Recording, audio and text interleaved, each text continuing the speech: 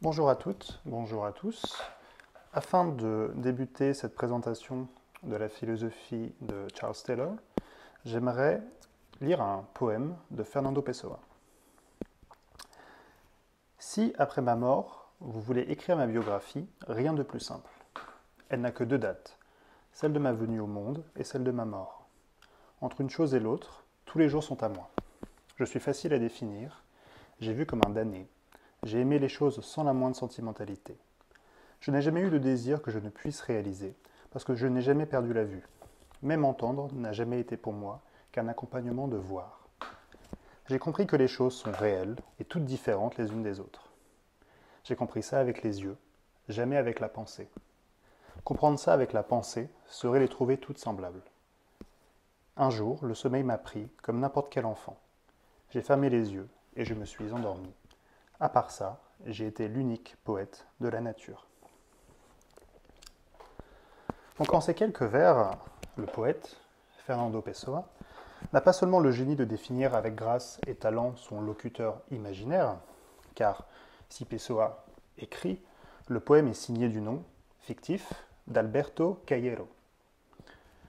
Donc, dans ce geste, il dépeint dans un même mouvement la figure riche, complexe et trouble de l'individu moderne. Ou plutôt, il en amène à voir toutes les facettes. Car en effet, cette subjectivité qui est présentée, qui se présente à nous, est loin d'être un atomos, un atome. Bien entendu, cela ne veut pas dire qu'il n'est pas unique, qu'il n'est pas un individu à part entière, qui n'a pas sa personnalité propre, ses désirs propres, son histoire singulière. Non. Si l'on refuse à l'individu le titre d'atome, c'est plutôt pour signifier par là que nous sommes en présence d'un être loin d'être indivisible, insécable. Telle est la définition même du terme d'atome. L'individualité, issue de la modernité, est en effet multiple. Elle est protéiforme. Ou plutôt, elle puise à des sources multiples. Or, ce sont donc ces sources, forgées par le devenir, les cultures et les langues, qui ont toujours suscité l'intérêt du philosophe canadien Charles Taylor. Et dont l'ouvrage, Les sources du moi, dont nous allons parler aujourd'hui, se propose d'en retracer la généalogie. Que peut-on dire d'une telle figure, de cette individualité moderne? Revenons au poème. Le choix de Pessoa n'est pas hasardeux, loin s'en faut. Car lui qui est justement qualifié par Patrick Quillier, qui est traducteur et spécialiste du poète, donc lui qui est qualifié de, je cite, singularité plurielle. Il n'y aurait donc pas mieux pour révéler par le verbe cette individualité protéiforme aux facettes multiples que le poème de Pessoa. Bien, tout d'abord, ce sujet, cette personne, se définit par sa simplicité. Je cite ici le poème. Je suis facile à définir, nous dit Pessoa. Autrement dit, cette individualité se réalise et existe dans un monde fait d'activités quotidiennes, certains diraient même banales, et non au travers d'activités qui transcenderaient la vie, qui se réaliseraient en dehors, voire au-delà d'elles-mêmes. Par exemple, c'était le cas, en tout cas c'était la manière dont les anciens, dont le monde ancien décrivait par exemple la vie contemplative, qui était une vie réservée à quelques-uns, et qui apparaissait par ce fait même comme la forme la plus haute, désirable, à désirer. Donc c'est le cas chez Platon, bien évidemment, mais c'est aussi le cas chez Aristote ou encore chez les stoïciens. Donc cet aspect, cette banalité, simplicité de la vie, Charles Taylor l'analyse comme, je cite, une promotion de la vie ordinaire. Le terme anglo-saxon est ordinary life. Ensuite, quoi d'autre? Alors, nous voyons que cet individu revendique une certaine vie émotive propre, faite de désirs qu'il considère comme pleinement siens. Je cite une nouvelle fois le poème. Je n'ai jamais eu de désir que je ne puisse réaliser. De même que son sien, totalement personnel, chaque jour de son existence. Ouvrez les guillemets. Entre une chose et l'autre, tous les jours sont à moi. Donc cette revendication à la singularité, articulée à la valorisation de la vie personnelle, de cette vie émotive, cette vie passionnelle, renvoie à une nouvelle source, celle qualifiée par Charles Taylor, qu'il qualifie de voix de la nature. Cette source, c'est le berceau d'une singularité devenue aujourd'hui essentielle, presque magnifiée. Une source, cependant, manque à l'appel. On la devine pourtant dans le poème, bien qu'elle semble moins prégnante que les deux précédemment cités. Cette source, c'est celle qui définit ce que nous sommes essentiellement à partir de notre faculté rationnelle, donc de notre raison. Donc, c'est celle qui nous conduit à nous définir comme être pensant, comme cogito ergo sum. Telles sont les maximes, en effet, qui dérivent de cette dernière source, elle qui nous plonge dans une intériorité considérée comme fondamentale, première, d'un point de vue épistémique, cognitif. Intériorité qui est dirigée vers le monde avec une ambition de maîtrise, de contrôle, de conquête de ce dernier. Pessoa ne veut pas, nous ne semble pas vouloir de cette source. La rejette pour l'uniformité froide qu'elle imposerait sur le monde. Je cite une dernière fois le poème. « J'ai compris ça avec les yeux, jamais avec la pensée », nous dit le narrateur, qui ajoute, plus loin, « Comprendre ça avec la pensée serait les trouver toutes semblables. » Cette dernière source, Taylor la désigne parfois simplement par le terme d'intériorité, inwardness, et parfois, pour être plus précis, il la désigne par le label de raison désengagée. Nous y reviendrons. Pour résumer, intériorité, vie ordinaire et voie de la nature seraient donc les trois sources auxquelles la modernité puise pour se définir et qui constituent par extension autant de pôles de référence pour nos identités propres, nous qui sommes bien évidemment des sujets modernes et donc des produits, pour ainsi dire, de cette modernité. Bien qu'unique, donc, l'individu moderne porte, pour ainsi dire, le fardeau de son histoire. Le terme de fardeau ici n'est pas choisi au hasard. Car cette modernité qui est la nôtre, en effet, elle souffre, selon Charles Taylor, d'un profond malaise. Taylor utilise bien souvent le terme de predicament pour désigner ce malaise de la modernité, qui est aussi le titre d'un de ses ouvrages. Donc ce malaise, il est le résultat, précisément, d'un conflit entre les sources que nous venons de définir, ces sources multiples qui la traversent, mais ce malaise n'a pas pour origine l'une des sources même, le contenu d'une de ces sources. Plutôt, il provient de leur incompréhension et même de leur appauvrissement. La modernité est devenue douloureuse puisque sa richesse, je cite, est occultée par la pauvreté du langage philosophique de ses défenseurs les plus convaincus. L'objectif de cette redécouverte des sources, qui est l'objet des sources du moi de Charles Taylor, s'apparente donc à une forme de remède, proche de la manière dont Wittgenstein qualifiait la pratique philosophique même, qui devait, selon lui, s'apparenter à une thérapeutique contre les absurdités des philosophies du langage, ou plutôt des philosophies peu soucieuses du langage. Le mouvement, ici, semble similaire. Il s'agit de lever le trouble en explicitant les termes par lesquels se définissent les modernes, en mettant au jour ces sources qui sont autant de points de référence, en les rendant plus claires, plus transparentes. Taylor nous dit, dans les sources du moi et dans le reste de son œuvre, qu'il s'agit de les articuler, d'ailleurs de les formuler de telle manière qu'elles deviennent moins obscures pour les sujets qui les emploient et qui sont aussi fabriqués, en tout cas, qui sont traversés par elles.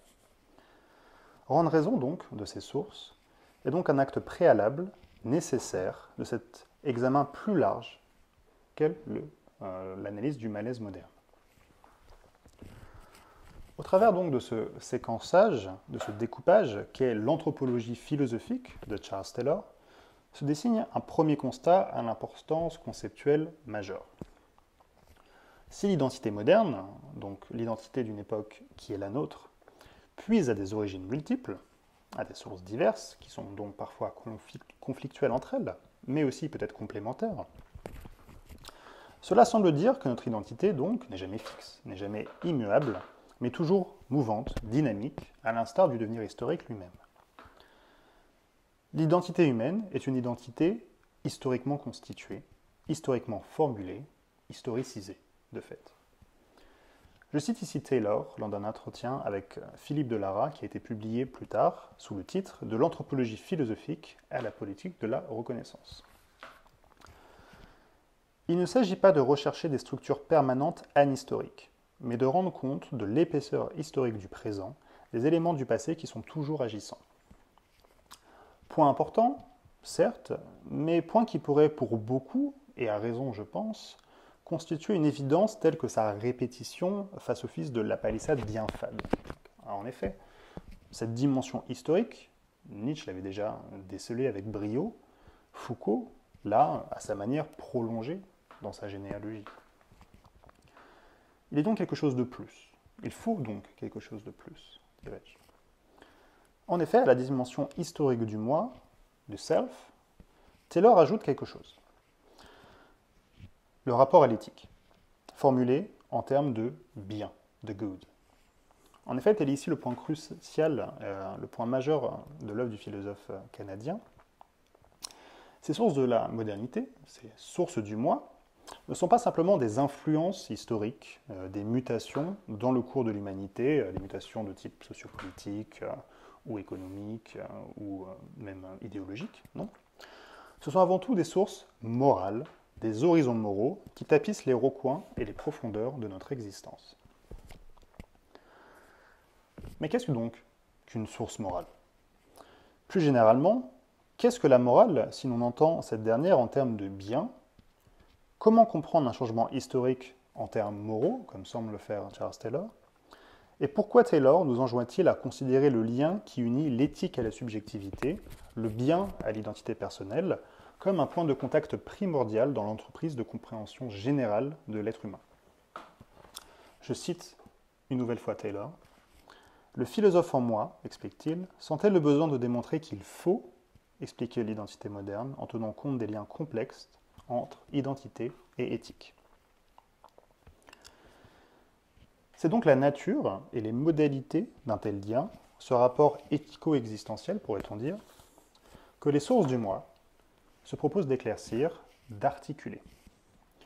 Ce n'est qu'à ce prix qu'il sera possible de rendre raison de notre modernité, ou devrais-je dire de notre actualité, elle qui semble aujourd'hui souffrir de ce malaise dont il conviendra d'en éclaircir aussi les symptômes.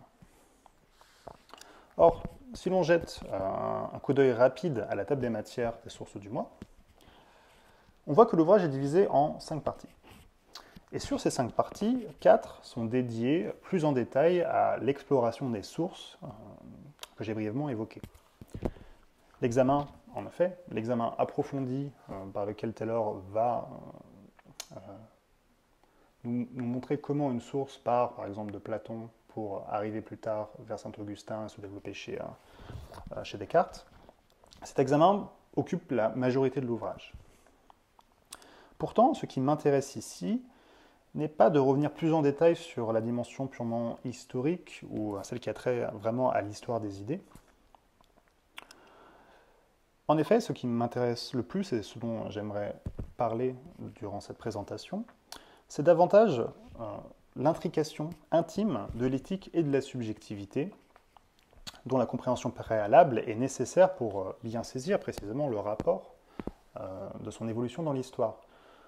Selon moi, ce n'est qu'à partir de ce lien entre éthique et subjectivité qu'on peut voir précisément comment ce dernier a évolué et quelles sont les formes qu'il a prises au cours du devenir historique. S'il y a en effet une diversité des sources morales, il convient de comprendre en premier lieu et en amont l'ontologie sociale sous-jacente qui postule l'existence de telles sources pour les individus. Car en effet, on pourrait se dire que l'existence de sources morales ne va pas de soi. Ce n'est que si, préalablement, on postule que l'être humain est un être inhéremment tourné vers la moralité, qu'il s'agira ensuite d'en examiner les détails historiques.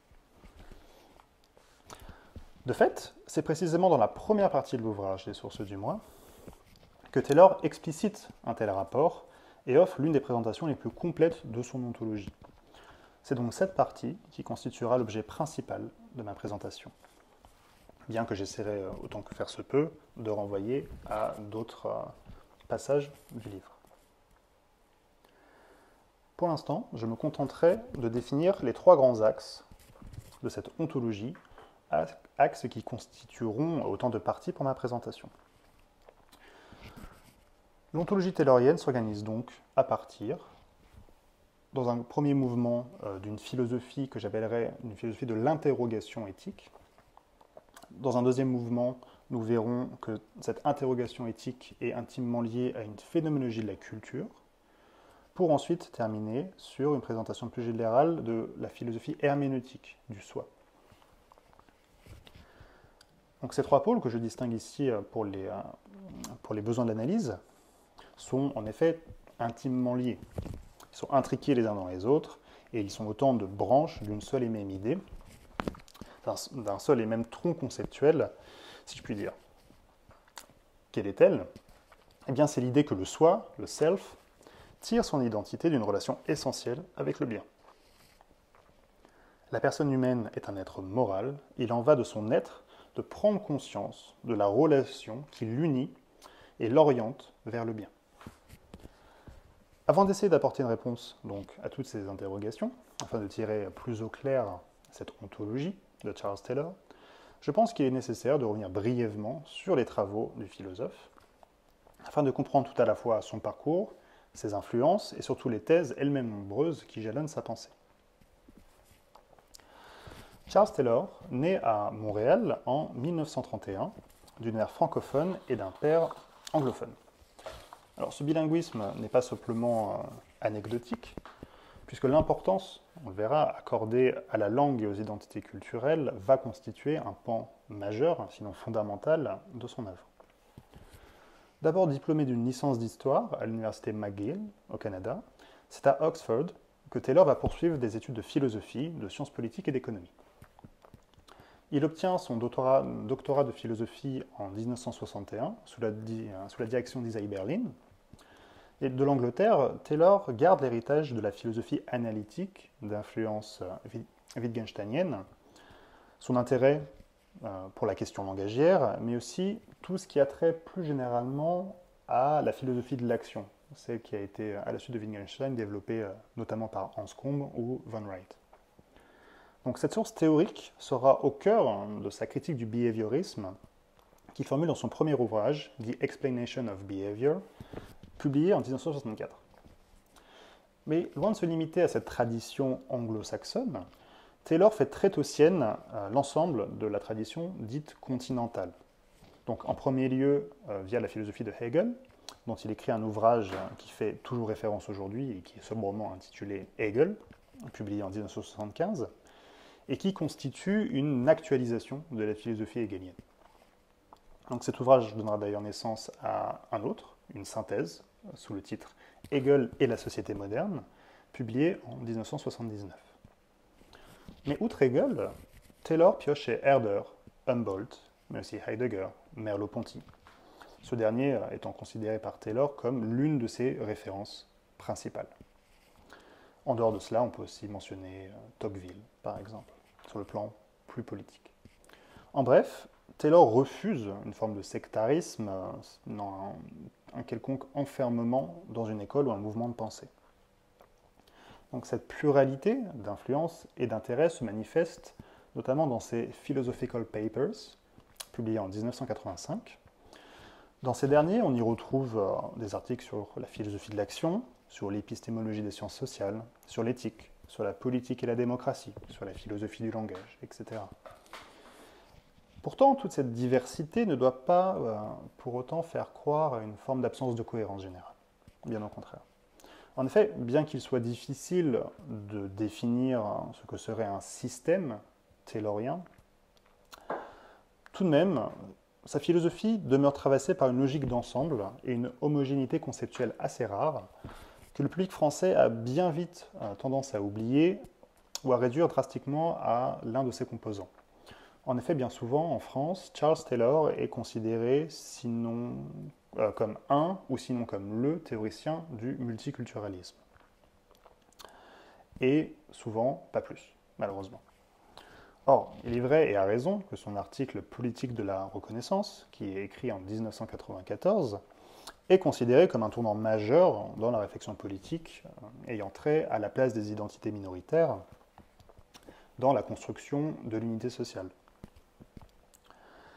L'article mettant en évidence et soulignant à quel point l'importance fondamentale de la reconnaissance joue un rôle dans le processus d'intégration des communautés et dans la formulation des identités de ces groupes. Cependant, la réflexion sur le multiculturalisme, bien qu'importante, ne doit surtout pas résumer la philosophie de Charles Taylor, ni même constituer le prisme d'analyse privilégié de son œuvre. Si l'on devait essayer, un peu artificiellement, d'isoler ce que serait le thème majeur de l'œuvre taylorienne, son objet privilégié, donc, et même son inquiétude, predicament, la plus présente et la plus continue, ce serait sans doute la problématique de l'identité. L'anthropologie, la définition de ce qu'est l'être humain, de ce que cela veut dire d'être humain, de vivre dans un monde humain, rapproche dans une seule et même orientation toutes les préoccupations de la philosophie de Charles Taylor. Mais cette recherche anthropologique a ceci de particulier que le souci pour l'homme s'accompagne précisément d'une profonde attention aux éléments qui le transcendent, qui le dépassent, bref, à tout ce qui, en étant pour ainsi dire distinct de lui, demeure comme le socle sur lequel l'individu s'appuie pour exister pleinement, pour être tel qu'il est. Alors cela peut sembler confus au premier abord, mais je pense qu'on peut résumer l'idée comme suit. L'homme est notre préoccupation première, l'être humain, l'objet de notre inquiétude autant que de nos espoirs, mais cette individualité se construit, se comprend et se formule à travers d'horizons de sens que nous ne pouvons ignorer. Ces arrière-plans, ces horizons, sont divers, historiquement déterminés, parfois opaques, souvent complexes, mais en tout point incontournables. Or, de quoi sont-ils faits, ces horizons, ces arrière-plans? Eh bien, si l'on devait résumer cette idée, je dirais tout simplement que ces horizons sont et constituent l'essence de la culture. L'individu humain est un être profondément, et nécessairement même, culturel. Comprendre ce que cette dernière affirmation signifie, analyser ce qu'est dans cette optique que le culturel, révéler son inéluctabilité, apparaît donc comme le second enjeu majeur de la philosophie de Charles Taylor. De fait, donc, si vous me devez résumer, définition de l'identité d'un côté et éclaircissement de ce qu'est que le culturel de l'autre, deux pôles qui, donc, joints ensemble, et qui sont, encore une fois, jamais véritablement séparés, doivent aboutir à une compréhension globale de notre époque.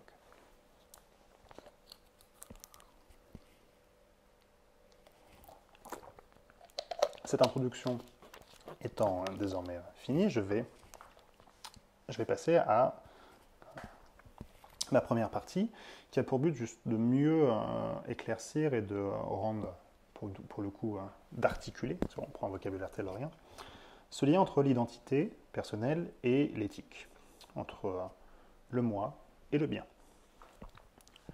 Alors, publié en 1989, Les sources du moi, ou Sources of the Self, dans son titre original, nous propose une formidable plongée dans ce que Taylor nomme les sources morales de la modernité, de notre modernité. Et ici, je crois qu'il est important de souligner cette localisation parce que Taylor reconnaît lui-même la limite culturelle et civilisationnelle de son analyse, qui couvre, pour résumer rapidement, qui couvre l'Europe de l'Ouest, l'Amérique du Nord, bref, ce qu'on appelle, ce que Taylor nomme par le terme d'Occident. Donc pour comprendre un concept tel que celui de source morale, il convient de comprendre ce que l'auteur entend par la morale. Qu'est-ce que la moralité? Pourquoi celle-ci peut-elle prendre des formes différentes selon les époques? Et pourquoi une telle importance pour une anthropologie ou même, selon l'expression de Charles Taylor, pour une ontologie sociale? Dans la lignée d'auteurs tels qu'Alasdair MacIntyre, Bernard Williams ou encore Martha Nussbaum, Charles Taylor cherche à remettre sur le devant de la scène une interrogation éthique que notre époque aurait peu à peu perdue et que l'on retrouve au début de la République de Platon, quand Socrate dit à Thrasymachie, je le cite, « Il nous faut néanmoins approfondir l'examen, car notre discussion ne porte pas sur quelques questions arbitraires, mais sur la règle particulière selon laquelle il faut vivre. » Cette question de Socrate, pour reprendre l'expression utilisée par Bernard Williams, donc c'est celle qui demande qu'est-ce que la vie bonne. La vie bonne étant traduite par The Good Life dans l'œuvre de Taylor. Il serait d'ailleurs plus correct de parler ici donc d'une interrogation éthique pour la distinguer de la morale qui désormais désigne plutôt un ensemble de prescriptions impératives, de lois, de règles qui servent et qui sont censées réguler et déterminer l'action. L'éthique, quant à elle, possède une signification plus large car elle englobe l'existence dans sa totalité. La question de la vie bonne n'a de sens, et ne peut d'ailleurs avoir de sens, que pour une vie considérée dans l'intégralité de son existence, dans son cheminement global, dans son unité et donc sa totalité. Plus encore, là où la morale, comprise donc comme cet ensemble de règles prescriptives, se révèle au travers de la faculté rationnelle, sous la forme, chez Kant notamment, d'un tu dois, donc d'un impératif, et d'un tu dois qui d'ailleurs répond bien souvent à une situation dans laquelle le sujet semble comme paralysé, pris au piège, cette situation étant de manière paradigmatique exprimée au travers de la situation du dilemme moral. Donc par exemple, dois-je mentir ou non d'ailleurs face à ces personnes qui recherchent mon ami, qui veulent lui faire du mal, ou dois-je sacrifier cet individu pour en sauver une dizaine, etc. etc. La philosophie analytique et la philosophie anglo-saxonne aiment beaucoup multiplier les expériences de pensée pour essayer de trouver de plus en plus des formes de dilemme, des situations dans lesquelles justement l'individu devrait se poser la question « que dois-je faire ?» Or, l'éthique pose plutôt une question dont la réponse ne peut prendre la forme ni d'une maxime générale, ni d'une loi. En effet, qu'est-ce que la vie bonne est une interrogation à la fois trop vaste et trop subjective au premier abord. Trop vaste en ce qu'elle ne se pose pas uniquement donc, dans cette situation critique du dilemme, mais aussi trop subjective, car penser que nous pourrions tous arriver à un consensus sur la définition de ce que serait ou de ce qu'est la vie bonne, semble aujourd'hui, dans le cadre de nos sociétés pluralistes, relever davantage de l'illusion que de l'objectif légitime. Et même plus, bien souvent, lorsqu'un gouvernement, lorsqu'un leader politique aurait la prétention de vouloir uniformiser les conceptions de la vie bonne dans une société pluraliste, cela semble plus être un signe du fait que justement l'État devienne de plus en plus totalitaire. Donc, il irait contre la démocratie de vouloir imposer une seule forme de vie bonne. Pourtant, le danger de l'illusion ne saurait évacuer le fait que nous nous rapportons toujours, pour comprendre notre monde, à des intuitions morales, et que nous faisons usage quotidiennement d'un langage moral afin de le décrire, de l'expliquer, de l'appréhender. Par exemple, j'aimerais devenir, disons, philosophe, car c'est selon moi une discipline très importante, qui possède une valeur supérieure par rapport à, disons, la simple accumulation de richesses. Autre exemple, je trouve que cette femme est impressionnante. Je l'admire même, elle qui a réussi tout à la fois à allier dans sa vie la vie de famille et qu'elle désirait tant avec ses ambitions professionnelles, dans lesquelles elle s'épanouit pleinement. Donc ces propositions, qui sont teintées justement de nuances morales, qui sont tout à la fois donc des évaluations et de simples descriptions de ma vision de ces phénomènes, révèlent une chose, que l'articulation de nos intuitions morales sont autant de mises en lumière de la manière dont le monde possède une signification pour nous. Taylor explique l'idée ainsi, je le cite. « Je me propose d'examiner la conception que nous nous faisons de ce qui fonde notre dignité et d'apporter la question de ce qui confère à notre vie son sens ou sa plénitude. On pourrait classer de telles questions parmi les questions morales au sens large, mais certaines portent trop sur ce qui nous concerne en propre, elles ont trop à voir avec nos idéaux, pour se ranger parmi les problèmes moraux dans le lexique de la plupart des gens. Elle concerne plutôt ce qui fait que la vie vaut d'être vécue. Citation que l'on retrouve dans la première partie des Sources du Moi. De fait donc, au moment où l'on se rend compte que ce qui compte pour nous, ce qui fait que notre vie vaut ou non la peine d'être vécue, ce qui constitue donc pleinement ce qu'est notre vie morale, alors on est bien obligé de constater que celle-ci est d'une richesse bien plus grande, d'une complexité bien plus prononcée que ce que voulaient nous faire croire celles et ceux qui réduisent donc la morale à un procédé rationnel de choix, ou un petit nombre de maximes déterminant l'action. Ici, Taylor donc semble et affirme son opposition à une réduction de la morale à la procédure, donc à une forme procédurale de l'éthique, de la morale. Nos conceptions du bien, donc de la vie bonne, englobent ce qui nous motive, nos désirs, ce qui nous pousse à agir, donc nos idéaux, nos espérances, mais aussi nos modèles. Elles intègrent donc nos intuitions les plus profondes, nos discriminations quant au bien et au mal, au juste et à l'injuste, au supérieur et à l'inférieur. Bref, à ce que Taylor nomme des distinctions qualitatives déterminantes. Ces distinctions, personne, pour Taylor, ne peut en faire l'économie.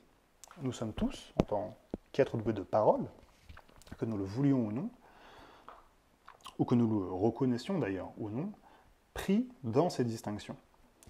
Toutefois, parmi ces distinctions, on voit que certaines ont plus de poids que d'autres et que certaines nous interpellent davantage. Par exemple, trouver que la pratique sportive est une perte de temps n'a pas la même épaisseur que de considérer que la vie tournée vers l'amour de Dieu est l'aspiration fondamentale de l'existence. Taylor ici utilise le terme d'hypergoods, hyper bien, selon la traduction française, pour justement déterminer au sein de nos motivations et au sein de ce que nous considérons comme désirable ou comme ayant de la valeur, certains pôles de référence et d'importance plus supérieurs que d'autres. Au sein de nos motivations, donc, une conscience implicite de leur valeur propre se fait jour, enrichissant encore davantage donc, notre vie morale et complexifiant par là même son appréhension. Taylor appelle à côté du terme justement d'hypergood, appelle évaluation forte, strong evaluation, ces discriminations qui déterminent de manière plus profonde nos intuitions et nos jugements moraux, et qui nous amènent à orienter et à définir nos existences en fonction de celles-ci. Selon lui, et pour reprendre les termes qu'il utilise dans un article antérieur aux Sources du Moi, un article qui s'appelle « Qu'est-ce que l'agentivité humaine ?», qu'on retrouve dans le premier volume des Philosophical Papers. Donc selon lui, il serait tout à la fois extrêmement réducteur et anthropologiquement erroné de nous considérer uniquement comme de simples comparateurs d'alternatives, c'est-à-dire comme des sujets pour qui l'expérience morale se réduirait à la satisfaction de préférences ou de désirs faibles.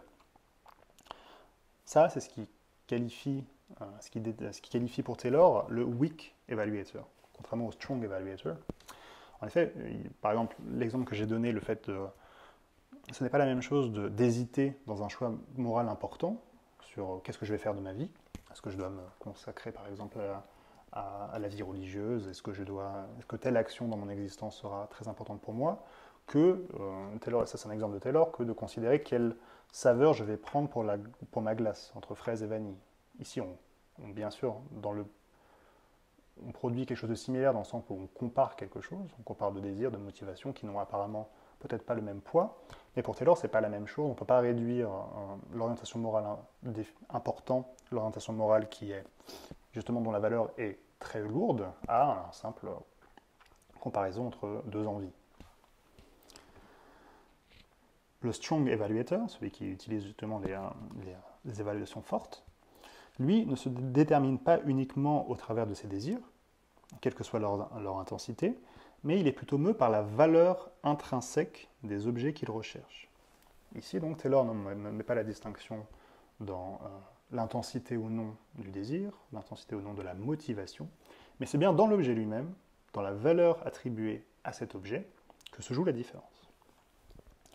L'intuition fondamentale, donc, de la philosophie taylorienne, c'est que nous ne vivons pas dans un monde qui serait moralement neutre. Les choses, par elles-mêmes, ont une épaisseur morale. Plutôt, si on devait reformuler cette idée, Il s'agirait de dire que la vie que nous menons ne sera jamais aux questions relatives à ce que nous considérons comme ayant de la valeur ou non, à ce qui est digne de notre éloge ou objet de notre blâme. Il en va de l'humanité propre, de la vie, donc, d'être pétri de morale. Le soi, le self, c'est un soi qui est ontologiquement situé au sein d'horizons inévitables. Le terme est de Taylor, le terme en anglais étant inescapable, framework. Donc ces horizons qui tirent leur forme et leur substance des évaluations fortes, et donc du souci éthique avec lequel nous poursuivons nos vies. Un au-delà de la morale, un par-delà le bien et le mal, ne serait donc ni possible pour Taylor, ni même souhaitable. Mais pourquoi une telle inévitabilité? Pourquoi diable aurions-nous donc tant besoin de telles distinctions qualitatives? En effet, après tout, même, le scepticisme contemporain pourrait facilement nous persuader de l'artificialité même de la morale, de son inutilité pour la vie, dirait Nietzsche, et de sa vanité. L'impossibilité de fonder la morale à partir justement de critères universellement valables, le risque du relativisme, pourrait d'ailleurs porter un coup fatal à l'idée d'un besoin intime de la morale pour nous. Pourquoi donc aurions-nous besoin de ce qui pourrait être une illusion? Je cite une nouvelle fois Taylor dans Les Sources du Moi. Je veux défendre au contraire la thèse forte qu'il est absolument impossible de nous passer de cadre. Autrement dit, que les horizons à l'intérieur desquels nous conduisons nos vies et qui leur donnent une cohérence doivent inclure des discriminations qualitatives fortes. En outre, cela ne s'entend pas seulement comme une contingence de la psychologie humaine.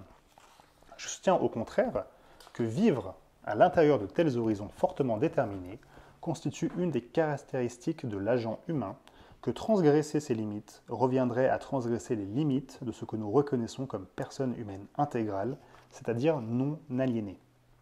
Ici donc, contre l'idée que la morale ne serait que source de vanité, Taylor semble bien plutôt nous dire que la morale est essentielle pour toute individualité humaine.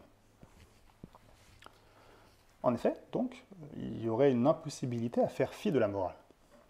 Car les valeurs, les distinctions, permettent effectivement de rendre raison de ce qui nous entoure et des actions qui prennent place dans un tel monde. Autrement dit, nous ne pourrions pas donner un sens à ce qui nous entoure si l'éthique, si la morale n'existait pas. Pourtant, l'intérêt donc de l'éthique ne peut pas se résumer à une forme d'humanisation du monde ambiant. Il y a plus que cela, en effet. La réponse, d'ailleurs, qu'apporte Taylor à cette question constitue le cœur même de son ontologie. L'humanité d'un individu, d'une personne, repose donc sur l'horizon moral qui l'entoure et qui l'englobe, lequel tire d'ailleurs son caractère inéluctable de la liaison de l'identitaire et de l'éthique, du soi, du self et du bien, the good. De fait, ce n'est donc pas seulement qu'une vie humaine ne serait pas telle sans cette discrimination, mais plutôt que la question même de ce que je suis, de ce que nous sommes, en faisant fi des horizons moraux, n'appellerait plus aucune réponse. La question « qui suis-je » ne possède de sens qu'une fois intégrée dans ces horizons moraux, qu'une fois formulée à partir même de ces derniers. Je recite encore une fois Taylor dans la première partie des Sources du Moi. À la lumière de notre conception de l'identité, le portrait d'un agent privé de tout repère, frameworks en anglais, représente plutôt à nos yeux celui d'une personne aux prises avec une crise d'identité grave. Une telle personne serait incapable de se situer par rapport aux problèmes fondamentaux, de s'orienter parmi ces problèmes, ni de leur apporter une réponse en son nom propre. Donc 2 points sont ici à relever. On a donc l'idée de la question de l'interrogation éthique et celle de l'orientation par rapport au bien. Alors, ces horizons moraux, qui sont inéluctables, indispensables, Taylor les présente comme des espaces de questions, space of questions. Alors, qu'est-ce que cela veut dire pour un horizon moral d'être un espace de questions? Bien tout d'abord, donc, l'interrogation éthique fondamentale n'est pas « que dois-je faire ?» Elle n'est pas liée à une prescription de l'action qui serait juste. Et d'ailleurs, donc, l'interrogation est encore moins que puis-je faire. Mais plutôt, elle se formule ainsi, qui suis-je? Cela peut donc à la première lecture laisser un peu pantois, mais on comprend assez vite où Taylor veut en venir. En fait, la question de l'identité personnelle, la question du qui suis-je, puisqu'elle nécessite de mettre à jour les horizons moraux sous-jacents, oriente et révèle les interrogations sur la valeur des choses, sur ce qui compte pour nous, sur ce qui a du sens pour nous. De fait, donc de l'interrogation qui suis-je, je suis capable de me demander qu'est-ce qui compte pour moi, ou encore pourquoi agir ainsi. De fait, on remarque que de l'interrogation sur le self, sur le soi, ce sont toutes les questions qui entourent l'horizon moral dans lequel je me situe qui se révèlent peu à peu et donnent une meilleure compréhension générale, donc à la fois de mon monde, mais aussi de moi-même. De l'interrogation, donc, on aboutit à une autre idée centrale, celle d'orientation. L'idée que nous vivons, expérimentons, progressons au sein d'un horizon moral dont nous ne pouvons pas nous passer, nous invite, selon Taylor, à nous situer en son sein. Donc ici, la métaphore spatiale dévoile la manière dont Taylor envisage l'idée de réflexion et, par conséquence, de ce qu'est que la connaissance de soi. En effet, donc à l'instar d'un promeneur qui serait égaré dans une forêt, la personne qui subit et qui traverse une crise d'identité ne retrouve plus son chemin dans cet horizon. Ça ne veut pas dire qu'elle évolue désormais en dehors de tout horizon, en dehors de tout chemin. Plutôt, cela signifie que cet horizon est devenu si flou, si embrouillé pour ainsi dire, qu'il devient impossible de s'y repérer. Mais se repérer par rapport à quoi, justement? Pour Taylor, se repérer précisément par rapport aux valeurs et aux conceptions du bien qui sont autant de voies, de chemins et donc de réseaux de signifiance qui guident l'individu dans le mouvement de son autocompréhension. Dans une formule qui résume avec brio et clarté cette idée, et que l'on pourrait à raison considérer comme la définition taylorienne de l'identité, donc à la question qui suis-je, Taylor nous invite à envisager une réponse comme suit. Notre réponse constitue une reconnaissance de ce qui importe essentiellement pour nous. Savoir qui je suis implique que je sache où je me situe, where I stand en anglais. Mon identité se définit par les engagements et les identifications qui déterminent le cadre ou l'horizon à l'intérieur duquel je peux essayer de juger, cas par cas, ce qui est bien ou valable, ce qu'il convient de faire, ce que j'accepte ou ce à quoi je m'oppose. En d'autres mots, mon identité est l'horizon à l'intérieur duquel je peux prendre position. Cette phrase, qui, je pense, résume vraiment à merveille ce que Charles Taylor entend par le sujet, par le moi, montre que, au final, je ne peux pas être une substance fixe, encore moins une substance pensante, ni même une pure conscience, et peut-être encore moins un jeu transcendantal comme Kant. En effet, une définition du self en termes de faculté ne permet pas de saisir toute la profondeur et l'épaisseur morale d'un individu, et qui plus est, donc ces définitions objectives du soi oublient sciemment l'intrication des sujets dans les horizons moraux, dans ces cadres de référence inévitables qui constituent précisément, en effet, la substance propre des sujets. Alors, est-ce qu'il n'y a pas de contradiction? Parce que j'ai dit précisément que je ne suis pas une substance fixe. En effet, alors, le terme substance ici n'est pas à entendre à l'instar de l'ousia aristotélicienne, ou de la substance pensante cartésienne, c'est-à-dire cette entité isolée et immuable sur laquelle viendraient se greffer les qualités. Plutôt, par substance, il faut entendre un support, certes, mais un support de signification essentiellement éthique, à partir duquel le sujet peut se définir lui-même comme un agent éthique, comme un être capable d'agir pour une raison, d'être mu en fonction d'idéaux et de valeurs reconnus comme indispensables à son interprétation, et qui le lie, de fait, ces valeurs étant constitutives d'un horizon qui nous dépasse, et donc qui nous lie à une communauté de sens, une communauté d'interprétation. On comprend un peu mieux à ce stade donc la distinction que j'opérais au début entre le transcendantal et l'historique, entre ces deux pôles à l'œuvre dans les sources du moi. Dans les sources du moi, on a la première partie, une forme de présentation de l'ontologie du sujet, donc comme si le sujet était pris de manière anhistorique, essayer de chercher les éléments qui transcendantalement le constituent, et l'autre partie, qui est la partie donc la plus importante, qui est plutôt l'exploration historique des sources dans l'histoire de l'Occident.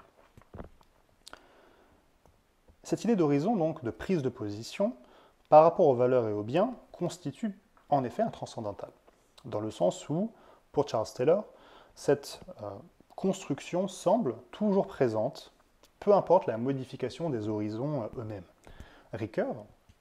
Paul Ricoeur parlait ainsi à propos de cette dimension de la philosophie de Taylor, d'universaux de l'éthicité, pour désigner donc ces éléments constitutifs du moi qui demeureraient par-delà le devenir.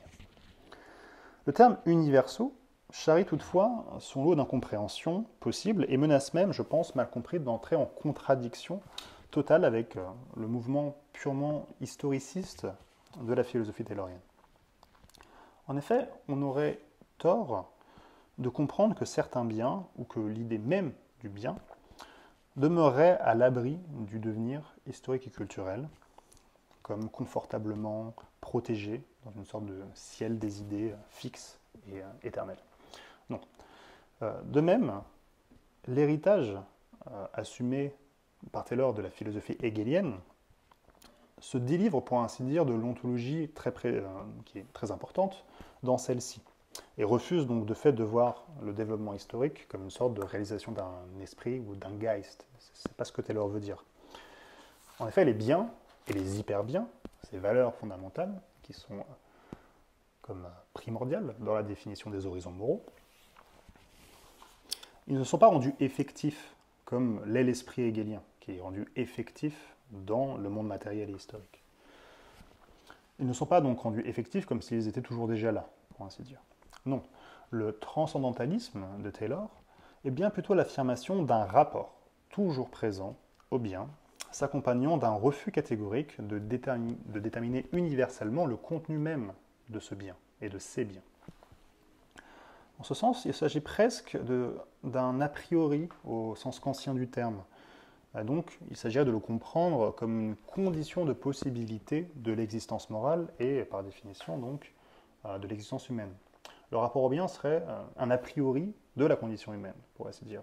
Mais ce bien lui-même ne reçoit pas de définition à la fois ex nihilo et transhistoriquement, pour ainsi dire. Je cite une nouvelle fois Ricoeur, donc désignant la philosophie de Taylor. Autant on doit insister sur la variabilité des contenus par lesquels se définissent ces hypergoods, autant il faut affirmer que nulle expérience morale digne de ce nom n'échappe à cette structuration qui donne son profit hiérarchique à toute vie morale.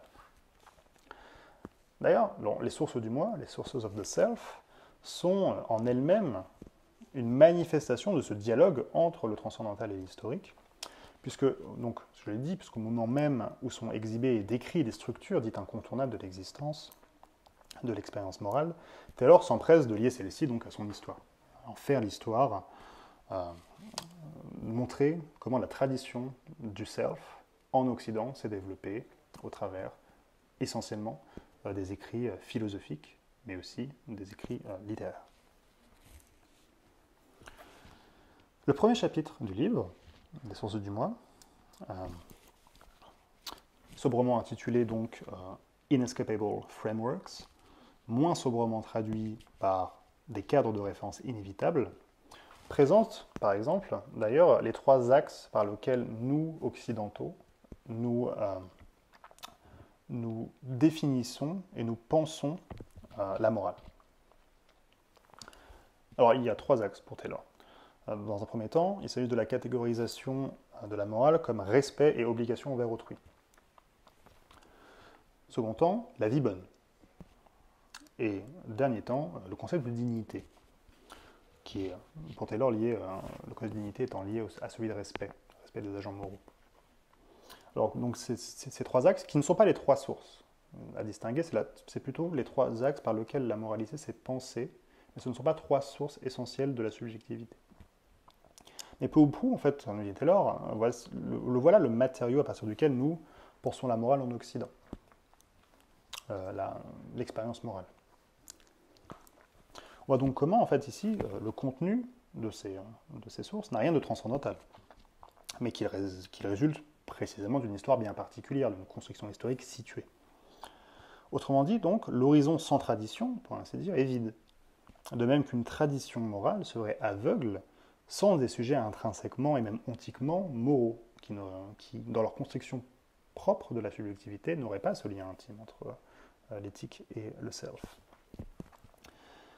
Malgré tout, malgré ces réserves et malgré aussi les précisions apportées par Taylor, on est bien obligé d'admettre la complexité profonde qu'il y a à vouloir marier ensemble le transcendantal et l'historique, car la contradiction n'est jamais loin. Mais de cette difficulté, pourtant, Taylor en extrait une philosophie mêlant le réalisme à l'historicisme, sans jamais tomber dans un relativisme, et reconnaissant jusqu'au bout la fragilité, mais aussi l'intérêt de sa position. Je le cite ici en réponse aux commentaires faits par Paul Ricoeur.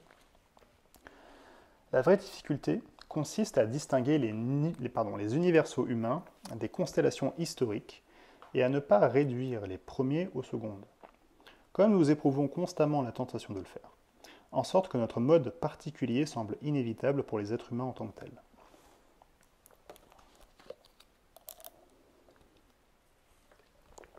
Alors, on a dit tout ça, mais une interrogation fondamentale demeure tout de même. En effet, on n'a pas vraiment... je ne suis pas encore venu à définir ce qu'est ce bien dont parle Taylor et dont il montre notre liaison inéluctable. En effet, penser en termes de bien pour commencer, n'est-ce pas faire preuve d'une forme d'anachronisme malencontreux? En effet, les philosophies contemporaines, d'inspiration utilitariste et post-kantienne, que Taylor traite dans le premier chapitre, notamment des Sources of the Self, semble considérer avec méfiance ce concept aux sonorités antiquisantes, pour ainsi dire, pour des raisons, somme toute, bien différentes. En effet, d'un côté, celui des utilitaristes, le bien désignerait une sorte de réalité existante en dehors des préférences et des désirs des sujets. Et de fait, si on considère quelque chose qui, pour un utilitariste, serait en dehors de l'utilité, enfin du désir et des préférences, cela n'aurait a priori pas de véritable force réelle dans la détermination des conduites. Mais de l'autre côté, donc celui des post-kantiens, le bien, et avec lui l'idée plus générale de bonheur, ne peut au contraire que renvoyer aux préférences subjectives, justement. Et de fait, semble toujours particulier et par conséquent semble échouer à proposer des principes universellement valables. Donc c'est l'argument qu'on retrouve au XXe siècle dans la théorie de la justice de Rawls, notamment, qui est précisément une reprise de la théorie kantienne, à bien des égards. Malgré leurs différences, Taylor rejette ces deux positions au nom d'une critique du naturalisme qui est précisément l'origine d'une des sources de la subjectivité, d'une des sources morales que j'ai évoquées et que Pessoa lui-même rejetait, ce que j'ai dit, qui est donc celle qui prend le terme de raison désengagée. Raison désengagée qui domine pour Taylor actuellement le monde contemporain, d'ailleurs sans partage, pour ainsi dire, et qui domine aussi notre épistémologie. Alors, cette source, c'est celle qui nous peint le monde environnant comme neutre, moralement, comme purement factuel, purement objectif. Ici, sous cette vision-là, dans cette vision qui domine à la fois l'épistémologie et la philosophie morale pour Taylor, le bien ne peut donc avoir aucune existence réelle. En tout cas, il ne peut avoir d'existence réelle en dehors des sujets qui le projetteraient sur l'environnement. Le bien ne peut faire office de fait, n'a pas la même teneur ontologique qu'un élément objectif de la réalité. De fait, il n'est qu'une projection. Pourtant, et tout l'objectif de la philosophie taylorienne dans une grande partie de son œuvre est d'aller contre cette idée-là, car il semble en fait évident pour Taylor que nos intuitions morales ne peuvent être si schématiquement réduites, et qu'il y a d'ailleurs bien davantage dans le bien que le seul reflet de nos désirs. Donc, à l'instar de MacIntyre qui a écrit un ouvrage très important qui s'appelle Après la vertu, donc à l'instar de ce philosophe, Taylor nous enjoint à reconnaître l'indépendance du bien, de sa réalité, par rapport à nous. s'agit donc d'un réalisme moral à l'œuvre ici, et réalisme moral qui caractérise précisément la philosophie taylorienne de la morale. Donc cette indépendance du bien par rapport à nous ne naît bien évidemment pas de l'adoption d'une forme de platonisme contemporain. En effet, nul ciel des idées ici, où le bien viendrait, pour ainsi dire, loger. Non.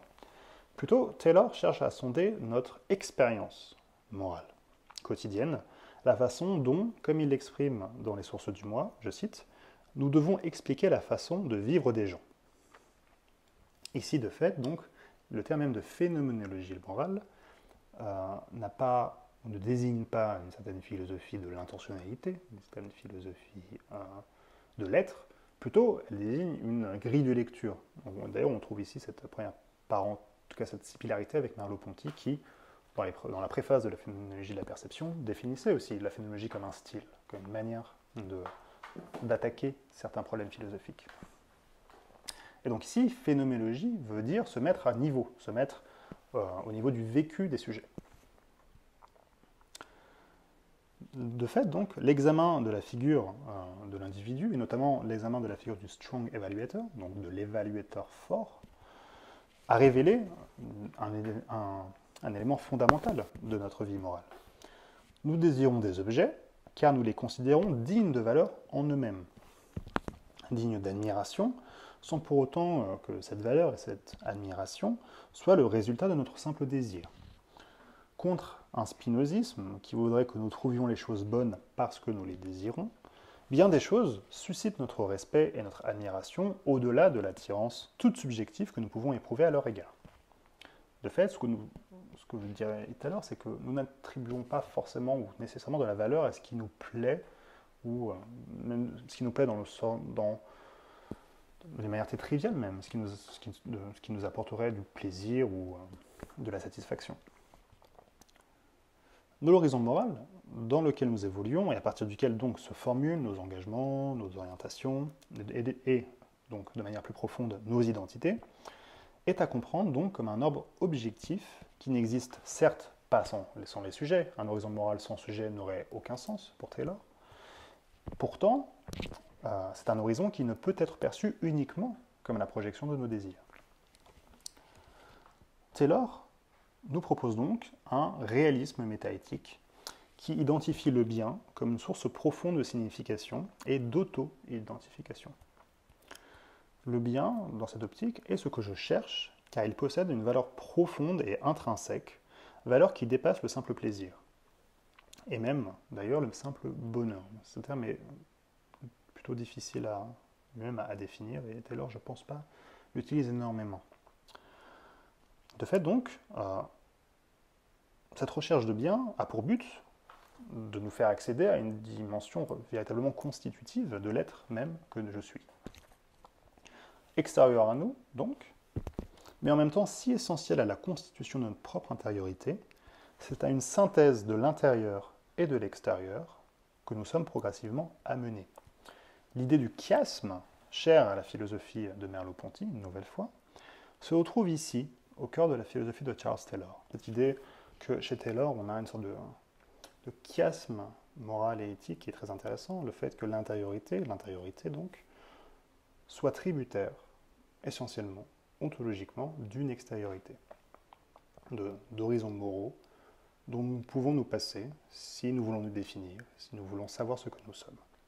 Donc de fait, on vient ici, après cette mise en lumière de l'intrication intime de l'éthique et de l'individualité, on en vient dans notre seconde partie, à l'exploration plus précise de ce vécu moral et de la manière dont ces horizons moraux se manifestent à nous.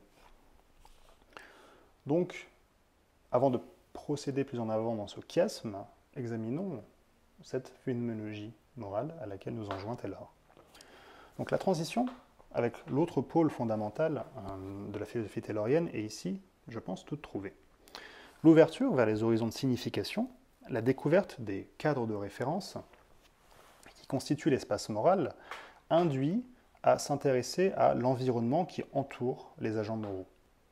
Or, définis comme des réseaux d'interlocution, des espaces de questions ou encore des espaces communs, trois expressions que l'on retrouve dans les sources du moi. C'est bien au sein d'une communauté culturelle que l'espace moral prend forme et prend vie. Ici, donc le Taylor communautarien, multiculturaliste, rejoint le Taylor de l'anthropologie philosophique. L'impératif d'une relation au bien, donc comme condition existentielle de l'ontologie du sujet, présuppose dans un même mouvement l'existence nécessaire d'une communauté culturelle. Dans son texte intitulé Hegel et la société moderne, Taylor explicite cette interdépendance du self et de la culture. Je le cite. « Si nous sommes capables de penser que l'individu est ce qu'il est en faisant abstraction de sa communauté, c'est que nous le pensons comme un organisme. Penser à un être humain, pourtant, c'est évoquer davantage qu'un simple organisme vivant. C'est voir un être capable de penser, d'agir, de décider, d'être ému, de réagir et d'entrer en rapport avec les autres. Tout cela sous-tend un langage, un mode d'appréhension du monde, d'interprétation des sentiments, de compréhension de la relation aux autres, au passé, à l'avenir, à l'absolu, etc. L'identité d'un individu est faite de sa manière particulière de se situer dans son univers culturel. En ce sens, ce que nous sommes en tant qu'être humain, nous le sommes seulement dans une communauté culturelle. » D'emblée, ne confondons pas deux choses. Taylor ne s'arrête pas à la mise en lumière de la dimension sociale de l'existence humaine. Depuis Aristote, cela est, pourrait-on dire, assez établi. Si le social réfère en effet de manière lâche et large aux interactions humaines au sein d'une collectivité, le culturel, quant à lui, serait plutôt la signature propre à cette collectivité. L'identité singulière qui signale et définit ces interactions comme étant ceux de cette communauté précise. Parler de communauté donc, et non simplement de société, c'est mettre l'accent sur ce qui nous constitue comme un nous, donc comme un nous en propre même, au travers du chiasme de l'intérieur et de l'extérieur évoqué un instant, et ce qui nous permet en retour donc de recouvrer sous un regard neuf l'identité individuelle elle-même. Donc si on devait affiner les modalités de la relation qui lie l'individu et la communauté, on verrait que le mouvement se fait plutôt de l'extérieur vers l'intérieur, de la collectivité vers l'individualité. En effet, on l'a dit dans la première partie, mais l'horizon moral est précisément à partir duquel, à partir de quoi, l'individu définit ses orientations fondamentales. De fait, donc, Taylor n'est pas qualifié de penseur communautarien au hasard, ni sans raison. Et une telle étiquette, donc au-delà des textes qui traitent explicitement de la question du multiculturalisme, résulte de son anthropologie, que nous allons examiner plus en détail maintenant. En effet, donc penser le social au travers du prisme de la communauté, c'est avant toute chose refuser une compréhension précise et bien spécifique de la collectivité elle-même. Celle, justement, qui propose de l'examiner et de la voir avant tout comme un amoncellement d'individus. Une telle approche, d'ailleurs, est responsable, pour Taylor, d'un des malaises fondamentaux qui parcourent notre modernité. Ce malaise, c'est ce que Taylor nomme, notamment dans Le malaise de la modernité, qui est un petit texte de Taylor, qui est très intéressant. Donc il le nomme par le terme d'atomisme social. Atomisme dont les origines seraient à dater avec l'essor des théories contractualistes du XVIIe siècle, donc notamment Hobbes et Locke. Atomistes qui, bien que remontant donc au XVIIe, dont on retrouve encore les traces dans la pensée utilitariste et libérale jusqu'à nos jours, notamment celles, donc ces pensées qui soutiennent ce que notre philosophe canadien nomme le principe de la primauté des droits. Alors, si l'on devait résumer schématiquement ces doctrines, au-delà de la grande diversité qui les caractérise tout de même, on pourrait dire donc que toutes cherchent à penser la société avant tout comme une accumulation, comme une agrégation d'intérêts particuliers. Intérêts particuliers et souvent d'ailleurs conflictuels. et donc théorie qui place l'individu en tant que porteur de droits, tout à la fois comme origine du social, parce que c'est dans les théories contractualistes, c'est en abandonnant sa propre volonté au groupe que naît, pour ainsi dire, l'ordre social, la communauté politique. Donc l'individu est tout à la fois l'origine du social, et aussi source de la norme qui régit le fonctionnement de cette collectivité, donc du social lui-même. Autrement dit, c'est l'individu qui est seul souverain. Alors, pour reprendre une expression de Catherine Odard, qu'elle utilise dans son livre sur le libéralisme, je la cite, « Cette souveraineté illimitée est fondée sur une conception de la nature humaine qui est individuée avant d'être sociale. » Or, pour Taylor, c'est précisément l'inverse, pour ainsi dire. C'est l'individuation ne peut naître que d'une socialisation qui serait première et qui serait faite en amont. Car, en fait, un tel atomisme oublie sciemment les arrière-plans significatifs et inévitables à partir duquel donc, la constitution d'un agent est elle-même possible. Ou, quand ces théories reconnaissent bien donc, la dimension sociale propre à chaque individualité humaine, elles refusent toutefois de déplacer la substance éthique consubstantielle au statut d'agent, le fait qu'il soit une source de normes, donc elles refusent de le placer de l'individu à la communauté. Bien que vivant dans une collectivité, le sujet demeure et est un sujet moral et politique, car c'est un sujet capable de choix rationnels, et cela indépendamment de la communauté qui l'abrite. La philosophie du libéralisme, dans sa grande tradition, présuppose une telle maxime. Or, pour reprendre la critique magistrale d'un autre penseur communautarien, Michael Sandel, le libéralisme, et toute autre théorie partisane selon lui de cette primauté des droits, pose un sujet, donc un moi, self, désengagé, antérieur aux fins et engagements éthiques qui le lie à une communauté et définit son identité.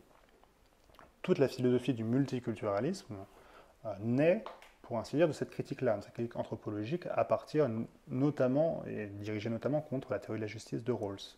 Rawls, dans la théorie de la justice, présentant le moment du contrat, sous la forme de la position originelle, précisément comme un moment où les individus doivent laisser de côté leurs appartenances particulières, pour réfléchir d'une manière purement rationnelle sur les principes de justice. Et pour Taylor, et pour les autres communautariens, cette position rawlsienne est symptomatique d'une anthropologie plus profonde, qui est celle du libéralisme.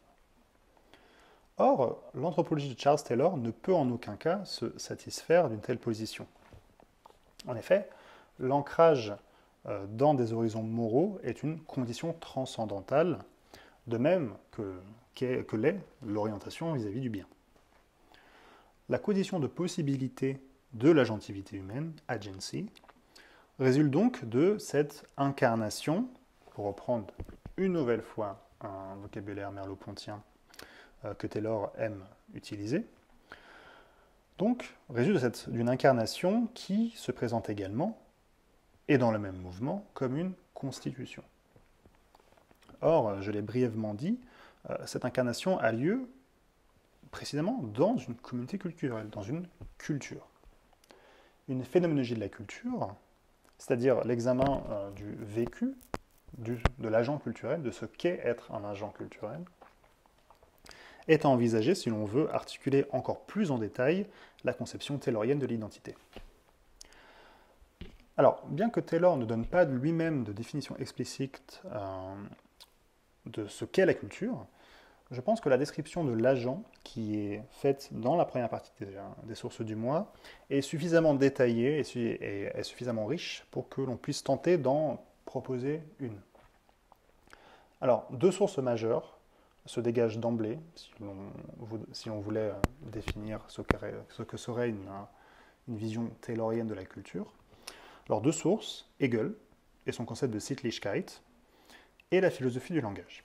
Alors, je vais procéder par ordre inverse, en commençant par cet intérêt porté au langage. L'horizon moral est, en effet, je l'avais déjà qualifié comme tel, comme un espace de questionnement. Or, et cela peut sembler un peu évident, Mais pour qu'il y ait questionnement, et plus encore parce que ce questionnement ne se limite pas à un dialogue de l'individu avec lui-même, il faut entrer en relation donc avec des interlocuteurs, des partenaires et des questionneurs. Cela suppose donc un langage pour que se formulent donc les interrogations éthiques et pour que le lien naisse. Le langage, et plus encore la langue dans sa particularité et sa singularité, est sans aucun doute l'élément sinon premier, du moins primordial, à toute culture. Chaque ensemble culturel se manifeste en premier lieu au moyen de son vocabulaire propre, de son vocabulaire précis. Alors, c'est ce qui vaut pour les cultures nationales, mais je pense qu'on peut étendre cette catégorisation à ce qu'on appelle, un peu péjorativement, mais il ne faudrait pas avoir ici de jugement de valeur, ce qu'on appelle les sous-cultures. C'est-à-dire que chaque ensemble culturel propre, même au sein d'un horizon national, propose son propre vocabulaire. Et parfois, une culture se reconnaît à la manière dont elle arrange le langage national ou la manière dont elle crée ses expressions, pour ainsi dire. En effet, c'est au moyen du langage qu'un ensemble culturel, qu'une culture affirme et exprime sa différence. Alors ici, le terme exprimer est à comprendre dans un sens plus fort que la simple transmission d'informations.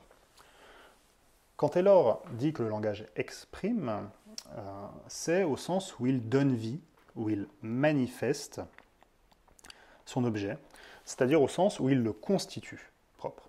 Le terme d'articulation, articulation, que Taylor utilise beaucoup pour dire qu'en français on traduit par formulation ou expression, est précisément empli de cette dimension constitutive.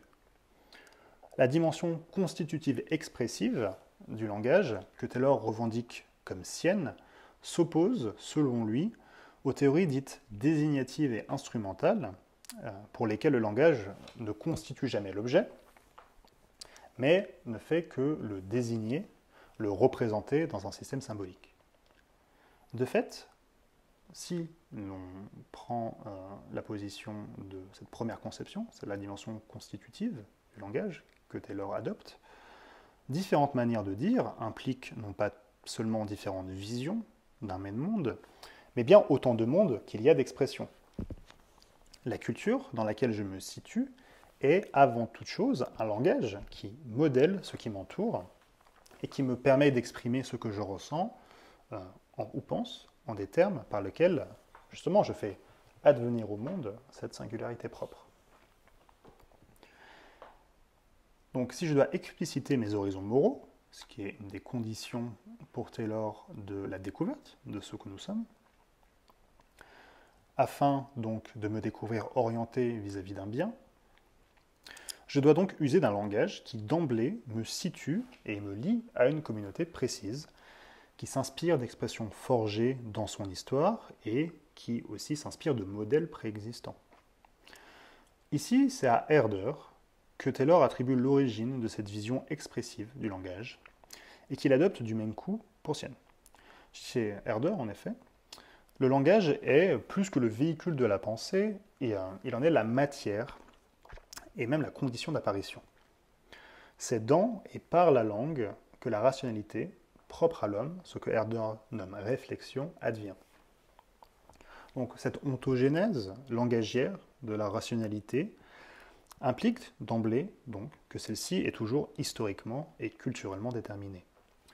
Nous devenons des êtres rationnels à partir d'un contexte précis, unique, singulier, d'une culture. Donc, pour Herder, c'est donc toujours sur un folk, un peuple, source du sens et des significations que se construit toute forme d'individualité. La langue ne peut s'analyser seulement dans sa structure logique, au risque, de fait, de ne la réduire qu'à sa fonction d'outil. Plus intéressant est de voir donc en elle une unité propre, l'unité interne d'une culture, d'une forme culturelle, l'expression d'une expérience collective singulière. Alors, dans ses Lettres pour l'avancement de l'humanité, Herder écrit, je le cite, « Je pense que chaque folk possède son identité au travers de sa langue. Quiconque a été éduqué dans une même langue, quiconque y a mis tout son cœur, et a appris à y exprimer son âme, appartient à un peuple. On ne saurait, de fait, minimiser tout ce que doit Taylor à la philosophie de Herder. Preuve en est les nombreux passages dans les sources du moi où s'affirment ces liens consubstantiels du langage et de la communauté, de l'expression et du groupe. Alors, pour n'en citer qu'un, je cite, « Un langage n'existe et ne peut être maintenu qu'à l'intérieur d'une communauté linguistique. De là, un autre aspect capital du moi. On n'est un moi que parmi d'autres moi. On ne peut jamais décrire un moi sans se référer à ceux qui l'entourent. » Donc ici, ce lien via la langue du self et du groupe est évident.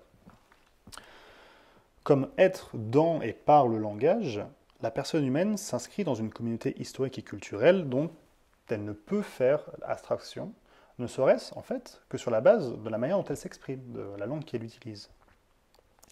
En fait, et plus que ça, car sans cette langue-là, sans cet outil, cette personne ne pourrait même pas raisonner, s'exprimer, mais aussi, et peut-être en premier lieu, elle ne pourrait pas se découvrir comme sujet moral. Pourquoi ça? Eh bien, parce que les distinctions qualitatives que j'évoquais dans la première partie, et qui sont justement la manière dont se révèlent les nuances morales et les valeurs dans notre expérience. Donc ces distinctions qualitatives, elles se présentent en effet avant tout dans le vocabulaire. Elles nuancent nos jugements et nos opinions, elles affinent nos idées, nos impressions. Par exemple, une action, je peux la décrire à la fois comme belle, comme noble, comme désirable, comme riche, ou à l'inverse, telle autre action me paraîtra vile, grossière, et peut-être même méprisable. Et ainsi de suite, et ainsi de suite. Donc toutes ces nuances, ce ne sont pas seulement des précisions qui désigneraient avec plus ou moins de justesse une réalité qui se tiendrait là, en face de moi. Plutôt, donc, elles expriment autant de vécus spécifiques et autant de réalités morales propres. Elles entrent en résonance avec une certaine histoire, avec certains modèles, certaines références. Bref, elles manifestent la particularité d'une époque ou d'un peuple. L'homme étant, pour Taylor, un self-interpreting animal, un animal qui s'interprète lui-même, un être dont la nature est donc intrinsèquement dépendante de ses interprétations, la communauté culturelle constitue de fait l'horizon et la source à partir de laquelle l'interprétation est possible, et elle définit aussi la modalité par laquelle l'interprétation adviendra. On peut donc parler des communautés culturelles, de nos groupes culturels, comme autant de communautés d'interprétation, pour reprendre la très juste expression de Christian Berner.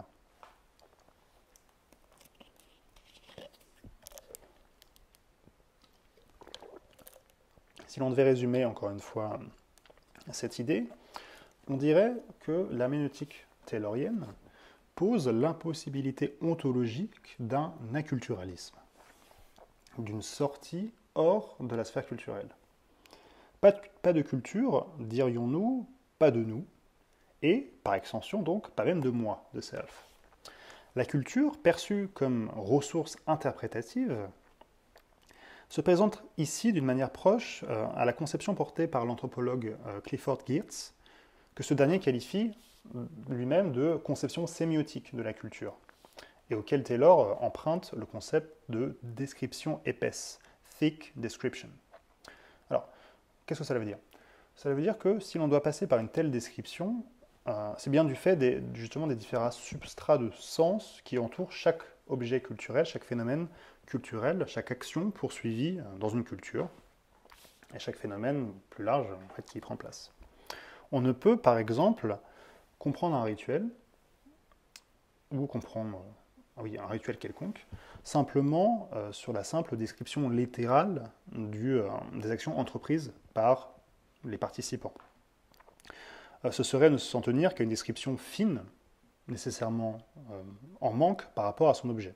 Par exemple, le baptême, si on décrit juste le baptême du fait qu'un individu pose de l'eau sur le front d'un autre individu, ou d'un enfant, ou même si l'on dit qu'un individu, un prêtre, pose de l'eau, encore une fois, sur le front d'un enfant, cela ne permet pas de saisir exactement. On voit bien, on décrit l'action, mais on ne dit pas ce qu'est le baptême. Chaque élément culturel, en fait, entre en résonance avec une couche de sens, une strate de signification qui compose, au final, l'ensemble de la culture elle-même. Tel symbole fait l'écho à telle histoire, à telle tradition, qui elle-même se réfléchit dans telle pratique, dans tel langage, et ainsi de suite. Le point de jonction de fait entre un objet, un particulier, donc, et le tout qui l'englobe, actualise le cercle herméneutique, le relance sans jamais l'épuiser. On pourrait dire donc que pour Taylor, comprendre un fait culturel, c'est entrer sans cesse dans ce réseau de signifiance, dans ce réseau de résonance qui est fait de renvoi et de dialogue particuliers entre éléments d'un même ensemble culturel. Une culture, c'est donc un tout significatif et signifiant, et c'est pour cela que la position taylorienne est, comme Herder d'ailleurs dans sa philosophie du langage, qualifiée de holiste, c'est-à-dire que la signification d'un élément particulier ne prend sens que dans la limite du groupe qui l'englobe.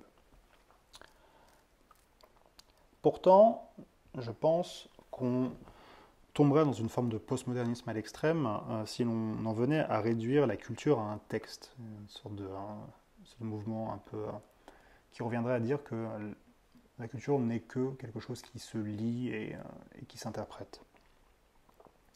Car plus qu'un texte à lire, en fait, pour Taylor, la culture semble être une forme de contexte à sonder et à saisir. En effet, Taylor ne sombre pas dans le tourlant linguistique radical, malgré toute l'importance qu'il donne à la dimension proprement constitutive de langage. Alors cela tient, je pense, pour beaucoup à sa compréhension très large du concept même d'expression. Alors les significations ne sont pas seulement les produits du langage, de la langue, mais elles proviennent plus généralement d'éléments concrets, d'éléments physiques, d'éléments purement matériels. Autrement dit, une culture ne consiste pas simplement en une suite de discours. Un ensemble culturel se manifeste par l'intermédiaire de ses représentations iconiques, de ses représentations picturales, de ses pratiques, de ses coutumes, et donc de fait par les pratiques réelles des individus, par l'intermédiaire de ses symboles, par l'intermédiaire de son architecture, de son agencement territorial, et ainsi de suite. L'expressivité culturelle est foncièrement incarnée chez Taylor dans la concrétude même du réel. Et cette idée d'incarnation, qui s'ancre de fait dans une théorie de l'expression, permet ici de faire la transition avec justement cette seconde influence majeure de Taylor lorsqu'on en vient à exprimer sa philosophie de la communauté. C'est précisément donc la philosophie de Hegel et le concept de Sittlichkeit. Alors, ce terme désigne dans les principes de la philosophie du droit la substance éthique de la communauté.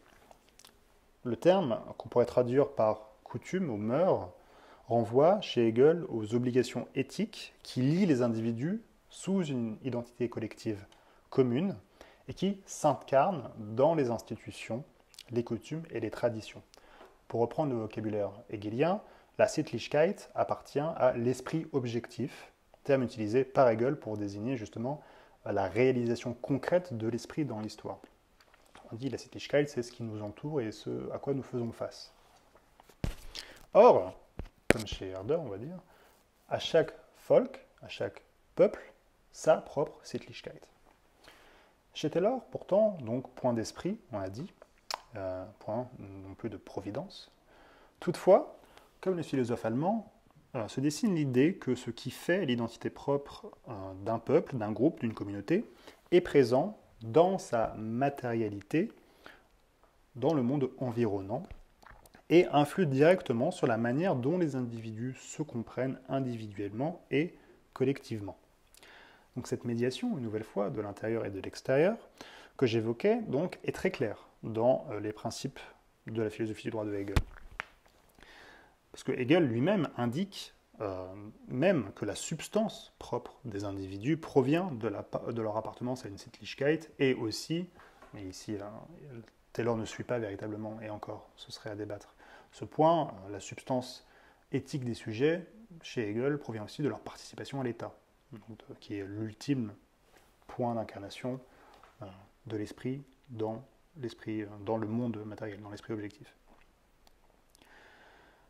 Pour Taylor, il faudrait plutôt dire que la culture est la condition de notre être moral, de notre pleine et entière humanité. Les deux étant liés, ce que j'essaie de vous montrer chez ce philosophe. Donc la dépendance est tout aussi grande car dans les deux cas, on pose qu'on ne peut se développer dans toute sa richesse, dans toute la richesse de sa nature, pour ainsi dire, si on n'est pas pris dans une culture, si on est acculturé. Donc ici, la reprise du concept de Sittlichkeit permet en même temps de dévoiler un aspect de la théorie morale porté par le philosophe canadien. En effet, si la philosophie taylorienne est en faveur je l'ai dit, d'un réalisme métaéthique, la communauté culturelle, comme substance éthique, en est, de fait, la fonction première. Les hyperbiens, les conceptions du bien, qui jalonnent chaque horizon moral, et au sein desquels se forment une et s'affirment les identités collectives et particulières, les selves. Donc, elles sont présentes, tous ces éléments, plus ou moins implicitement dans ce que nous appelons la culture. De fait, notre vie éthique est pour ainsi dire toujours présente, toujours déjà là, et nous faisons simplement que l'actualiser dans nos engagements, dans nos expressions, dans nos manières d'être et dans nos manières d'interagir en tant que communauté culturelle. Donc, pour reprendre une nouvelle fois un vocable, cette fois-ci, pour reprendre un vocable heideggerien, pas hegelien, on pourrait dire donc que nous sommes jetés dans l'éthique au moment même où nous devenons des êtres culturels. Alors, Taylor voyait déjà chez Hegel celui qui, précisément, donc, en opposition à la conception procédurale et constructiviste de la théorie morale kantienne, posait les jalons d'une morale à révéler. Alors, je le cite, et cette citation est une nouvelle fois extrait du texte Hegel et la société moderne.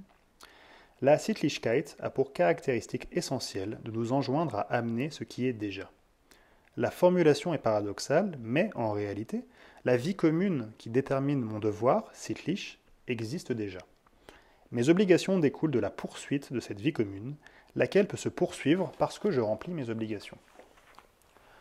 En effet, si l'individu se situe par rapport au bien, et si le bien n'est pas la projection de son désir, cela signifie ou semble signifier que le bien est toujours déjà présent dans notre horizon, dans notre culture, et qu'il se manifeste sous diverses formes.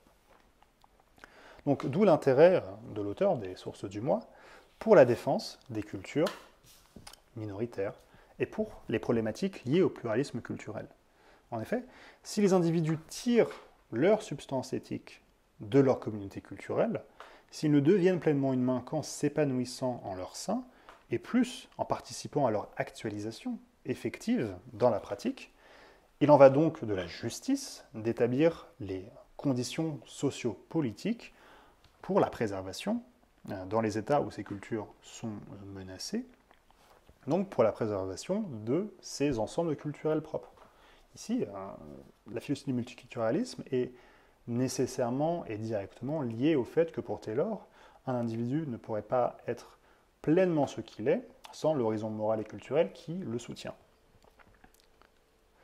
De fait, la reconnaissance, autre concept hegelien repris par Taylor ici, donc la reconnaissance des horizons culturels minoritaires, parce que ce sont ceux qui risquent le plus de se voir détruits, de se voir empiétés par une majorité. Donc la défense de ces horizons s'apparente en ceci à garantir à des individus la possibilité d'une continuité avec une histoire qui leur est propre, avec des modèles et des références qui façonnent leur propre substance éthique et de fait leurs individualités.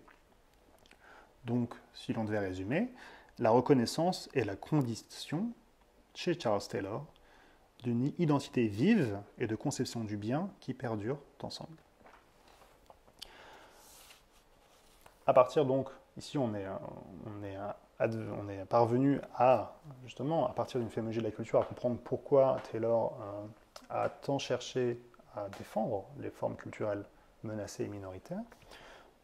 Je vais bien maintenant passer à ma dernière partie qui se concentre plus sur la forme d'herméneutique qui est mise en place ici. Si l'on a dit que l'individu devait s'auto-interpréter, si l'on a dit que cette auto-interprétation devait passer par la reconnaissance d'horizons moraux qui dépassent les singularités, les subjectivités, reste à savoir comment se fait cette interprétation.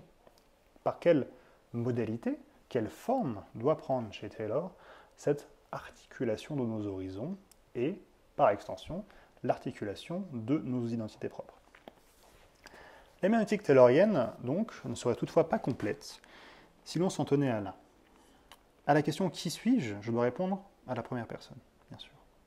Or, cela suppose une formulation précise, consciente de l'horizon moral qui demeure sans cela un horizon certes effectif, mais non porteur d'une identité véritable. En ceci, une identité n'est jamais passivement constituée, mais toujours dépendante et en attente de son actualisation.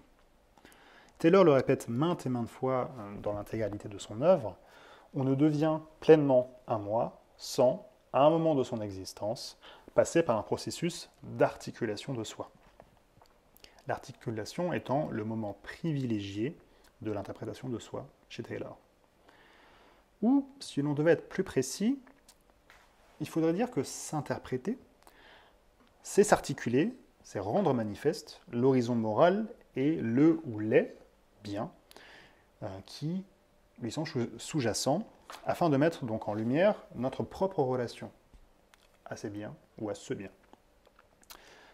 Et par mise en lumière de notre relation, si on reprend la métaphore spatiale utilisée par Taylor, c'est-à-dire mettre en lumière la distance qui nous en sépare ou, à l'inverse, l'engagement qui nous en rapproche.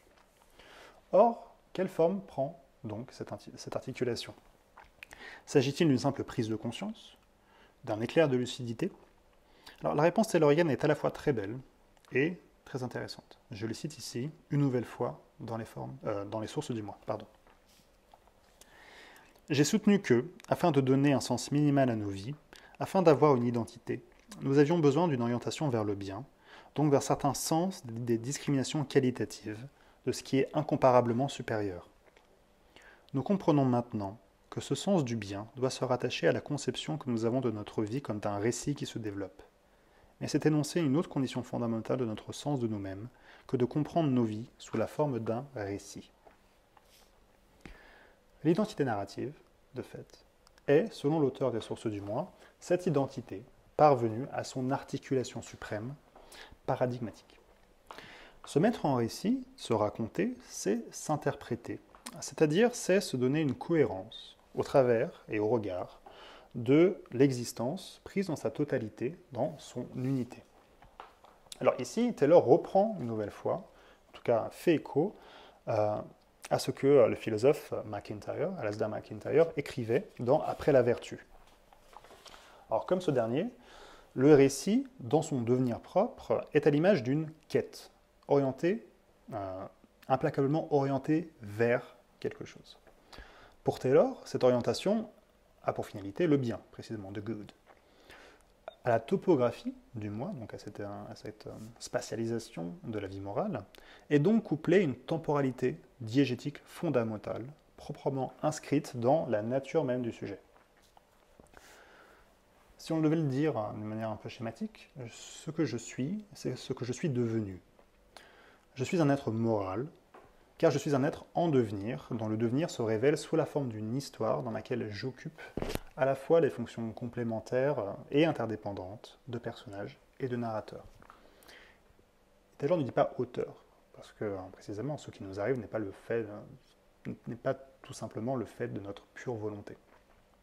Comme chez Heidegger, nous sommes implacablement jetés dans l'existence. Alors le récit, dans cette optique, est une structuration. Il agence les événements autrefois épars de mon existence dans une continuité signifiante d'ensemble.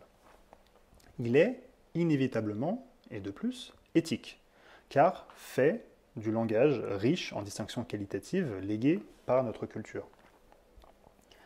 Et aussi, le fait qui avait déjà été mis en lumière par Ricoeur dans Un Solem comme un autre, l'idée qu'à chaque récit est inévitablement attachée une forme de jugement. Quand j'écris quelque chose, quand je dis que l'action d'un personnage est ainsi, je la qualifie nécessairement moralement. J'en propose un jugement même minimal.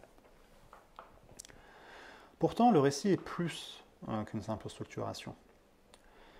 Il n'est pas en effet qu'un simple état des lieux de notre passé. Il est un faire advenir à soi une mise en présence de mon propre être.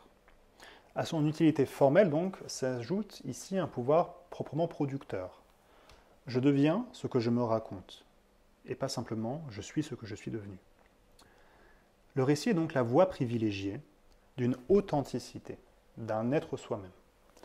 Ici, Taylor rejoint Paul Ricoeur, pour qui l'identité narrative, donc permettant chez Ricoeur la synthèse des deux formes de permanence à soi, que sont l'identité idem et l'identité ipse, est en même temps une réconciliation de ces deux formes apparemment antagonistes, et du même coup un dépassement des apories, et en dernière instance, le dévoilement d'une subjectivité dans ce qu'elle a d'unique et d'irremplaçable. Cependant, là où Ricoeur accorde une importance à l'analyse de la narration en elle-même, et Ricoeur passe énormément de temps dans Temps et Récit à montrer justement comment la narrativité propre du texte historique ou la narrativité propre du texte poétique peut s'appliquer à la structure propre de l'action humaine, Taylor, lui, semble ne recourir qu'à une compréhension à la fois plus vague et plus générale du terme, de l'idée d'identité narrative comme mise en forme orientée vers le bien. L'absence d'examen approfondi du concept de narration dans la philosophie de Charles Taylor ne doit pourtant pas faire croire à une absence de profondeur. L'essentiel est, en effet, je pense, ailleurs. Il faudrait essayer de distinguer deux dimensions dans ce paradigme narratif mis en place par la philosophie taylorienne, qui, loin d'être opposées, demeurent tout de même distinctes, en tout cas distinctes pour le besoin d'analyse, bien qu'une nouvelle fois, demeurant en rapport l'une avec l'autre. Alors d'un côté, je pense qu'il y a à isoler une identité narrative collective, et de l'autre, une identité narrative personnelle. Alors commençons par la dimension collective. Le geste interprétatif, par lequel un sujet devient ce qu'il est, nous l'avons vu, passe nécessairement par l'éclaircissement corrélatif de l'horizon moral dans lequel il se situe. Or, puisque cet horizon est culturellement déterminé, et donc jalonné des conceptions du bien eux-mêmes héritées d'une certaine histoire et d'une certaine tradition, un sujet qui se raconte se mêle inextricablement à des récits plus vastes, à des mythologies, à des traditions, à des légendes, à des romans nationaux, à des formes idéologiques variées, ou, d'ailleurs plus modestement, à certaines histoires de famille, une tradition familiale, une tradition presque du quartier, on peut même aussi avoir des traditions par les villes, des pôles d'identification qui charrient avec elles et avec eux des histoires propres. De fait, la communauté est, en elle-même et par elle-même, sculptée autour de récits et de narrations à partir desquels viennent toujours des conceptions du bien qui caractérisent chaque communauté et qui vont ensuite servir comme de pôle d'identification pour les sujets. D'ailleurs, je serais peut-être plus enclin à parler pour les communautés de récits comme source éthique, produits par un groupe, une communauté culturelle donnée, plutôt que de parler de conception du bien, comme le font beaucoup de libéraux. On dit par exemple que, on trouve ça chez Rawls, mais on trouve ça chez Kymlicka, l'idée que les communautés culturelles et chaque individu se situe et cherche à réaliser une conception du bien particulière, comme si chaque culture possédait une conception du bien particulière. On voit ce que ça veut dire, mais par exemple, si on se situe dans un ensemble culturel relativement homogène, quoique pluraliste, mais est-ce qu'une sous-culture d'une culture nationale donnée propose véritablement une conception du bien particulière, le bien étant quelque chose qui semble beaucoup plus englobant? Parler ici de récit symbolique ou de récit éthique, je pense, permet de voir que un récit peut proposer une interprétation plutôt différente d'un même bien, sans que ce bien change. En effet, le récit, chez Taylor en tout cas, entre davantage en résonance avec notre propre vécu phénoménologique. Il est la manière dont, comme le dit Taylor, nous entrons en contact avec le bien. Chez Taylor, ici, la mise en récit permet de se découvrir, de découvrir notre relation, puisqu'elle permet de découvrir, au final, notre interprétation de ce que nous sommes. De fait, chaque culture, certes, définit des biens particuliers, mais plus encore, chaque groupe culturel dote ces biens de signification propre, leur confère une histoire particulière en même temps qu'une identité. C'est pourquoi, Alors que plusieurs biens se retrouvent dans de nombreuses cultures différentes, pas besoin d'aller au bout du monde pour voir que des communautés culturelles différentes possèdent parfois les mêmes idéaux.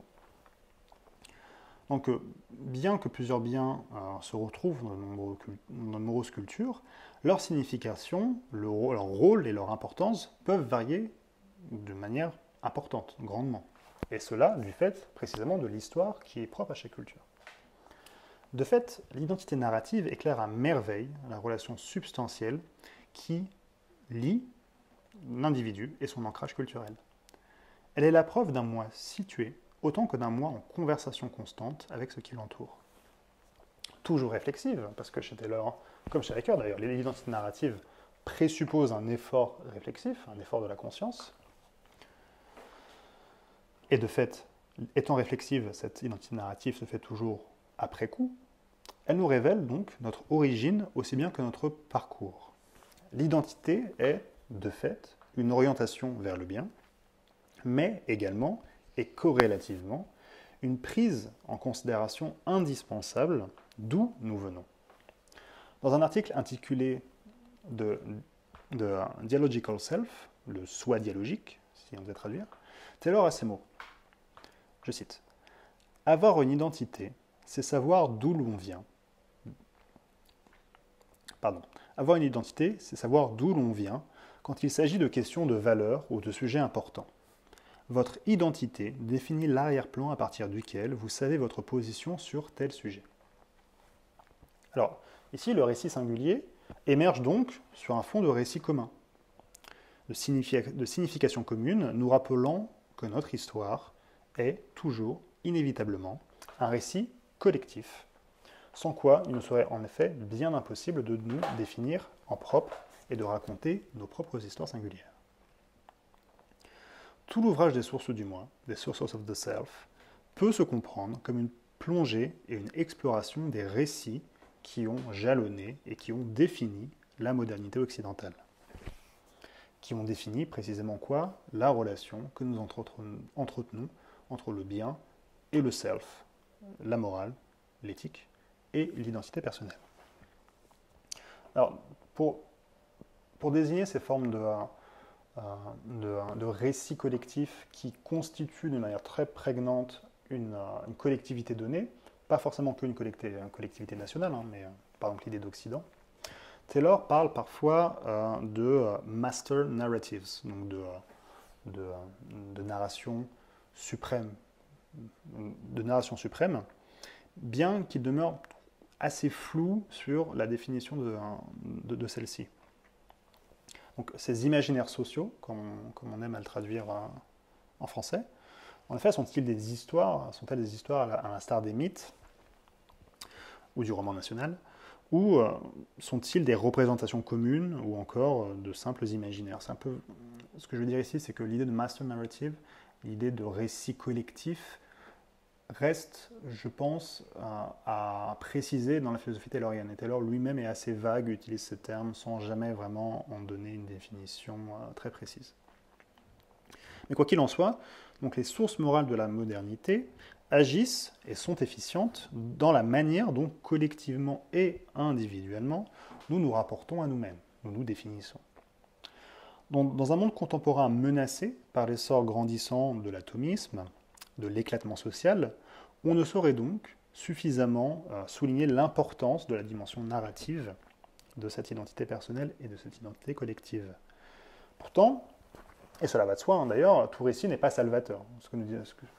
Dans le malaise de la modernité, Taylor nous explique que précisément la perte des horizons est ce qui a engendré une forme de dépérissement de la richesse du social et ce qui a conduit les individus à se définir en des termes de plus en plus individualistes. Pourtant, il ne suffirait pas de dire qu'il suffit de se penser en récit pour que le malaise disparaisse et pour que nous retrouvions, comme par magie, les attachements fondamentaux qui nous unissent. Non. On peut noter actuellement, en effet, que la force croissante et grandissante, aujourd'hui, des nationalismes, des extrémismes religieux, voire des mouvements dits indigénistes, un terme assez vaste, témoigne au contraire, bien d'un retour fort de l'idée de communauté. Et de fait, d'un retour de grands récits qui structurerait notre rapport à autrui. Toutefois, retrouver les horizons de sens, quand ces derniers sont articulés autour d'histoires qui, précisément, nécessairement, excluent la différence, qui la caricature même, qui la déforme, qui la condamne, ou qui cherchent aussi à contrôler et à limiter la liberté des membres de ces communautés, pose autant de problèmes aux démocraties occidentales que l'individualisme à outrance. Ce que je veux dire par là, c'est que retrouver la dimension identitaire via la narration ne signifie pas un avancement de, à la fois, nos engagements éthiques et aussi une pacification de la modernité. Donc, à côté de cette dimension collective de l'identité narrative, venons-en maintenant à cette dimension proprement individuelle. Alors, nous l'avons déjà en partie traité. Se mettre en récit constitue pour Taylor un paradigme herméneutique dans l'autoconstitution du sujet. Et cette autoconstitution, qui est une auto-interprétation donc, s'installe dans un horizon qui me relie inéluctablement avec une communauté, une culture, une histoire, un lieu, bref, qui me relie avec une situation particulière. Alors, je voudrais maintenant montrer en quoi faire du récit la structure ontologique de l'existence permet à Taylor de ne pas tomber dans ce qu'on pourrait appeler un communautarisme grossier. Alors, un communautarisme tel qu'il est souvent présenté par celles et ceux qui s'y opposent d'ailleurs. Alors là, l'une des peurs qu'on entend beaucoup de la part des opposants au multiculturalisme, c'est en effet l'idée que le groupe ou la communauté exercerait un pouvoir coercitif sur ses membres, interdisant par là l'initiative individuelle et réduisant à néant le libre arbitre. Alors sur le plan philosophique, il signifierait la diminution des droits individuels au profit de droits collectifs. Alors chez Taylor, il est vrai que la dépendance du sujet, on l'a montré d'ailleurs vis-à-vis de sa communauté, semble forte, puisque c'est à partir des horizons qui sont essentiellement justement culturels que l'individualité peut émerger. Alors pourtant, en tant que narrateur de ma propre existence, je possède sur le plan ontologique une autonomie qui ne peut jamais m'être totalement arrachée. Certes, je suis dépendant des horizons de signification, mais cela ne veut pas dire que je sois soumis à tel ou tel horizon. Encore moins que l'histoire de ma vie demeure entièrement déterminée par les histoires collectives dans lesquelles elle s'insère. Et ce, donc, cette préservation de l'autonomie du sujet est véritable et manifeste pour deux raisons particulières chez Taylor. Alors, d'une part, cela tient à la conception de la liberté elle-même. En effet, penser que la liberté signifie essentiellement le détachement par rapport au groupe, ou plutôt l'affranchissement de l'individualité par rapport au groupe, c'est avoir une conception essentiellement négative de la liberté. Le terme de négativité ou de liberté négative provenant ou ayant été rendu célèbre par Isaiah Berlin, qui a été justement le directeur de thèse de Charles Taylor. Et donc, cette définition négative de la liberté, c'est celle qui la comprend avant tout comme l'absence d'obstacles. La culture, donc la communauté culturelle, dans cette optique, est bien souvent comprise précisément comme ce qui fait obstacle, en tout cas ce qui jalonne l'individualité d'obstacles à dépasser et dont elle ne peut parfois entièrement s'en affranchir. Alors, il n'y a qu'à voir en France tous les débats, par exemple, qui concernent le port du voile, ou tous les débats qui ont en général trait à l'islam, parce que c'est souvent l'islam qui est visé. On oppose, comme deux faces intangibles d'une même réalité, des individus qui seraient totalement écrasés sous le poids des traditions, qui seraient comme condamnés à l'obéissance aveugle à des traditions elles-mêmes obsolètes, et de l'autre, des individus qui seraient totalement libres, qui seraient libérés de tout déterminisme culturel, n'ayant que pour seul principe d'action l'exercice effectif de leur libre arbitre. Alors, au-delà de ce schématisme grossier, cela serait donc oublier le fait que l'accomplissement personnel, la réalisation de soi, une dimension proprement positive de la liberté, peut très bien se réaliser au sein même d'une structure communautaire. Bien des hommes et bien des femmes se réalisent pleinement et consciemment dans l'exercice des valeurs de la communauté auxquelles ils appartiennent et à laquelle ils se reconnaissent pleinement. De fait, vivre selon le groupe n'est pas antinomique avec le fait de mener une vie libre et authentique. Et il n'y a pas là matière à y déceler l'emprise d'une quelconque fausse conscience qui nierait précisément que les individus puissent porter un regard éclairé sur les normes qui pèsent sur eux.